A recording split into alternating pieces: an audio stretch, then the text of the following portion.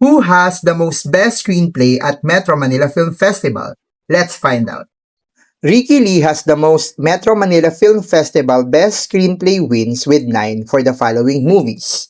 Moral, Olongapo The Great American Dream, Andrea Paano Ba Maging Isang Ina, Ang Totoong Buhay ni Pasita M, Takbo Tili Talon, Muling Umawit ang Puso, Jose Rizal, Muro Ami, and Green Bones.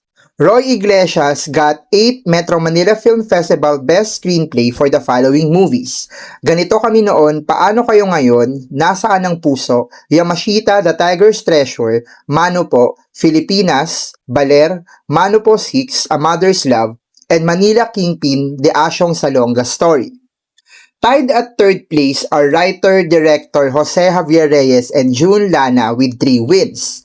Direk Joey Reyes won the MMFF Best Screenplay for the following films: May Minamahal, Kasal Kasali Kasalo, and Katas ng Saudi, while June Lana won the MMFF Best Screenplay for the following films: Jose Rizal, Muro Ami, and Big Night.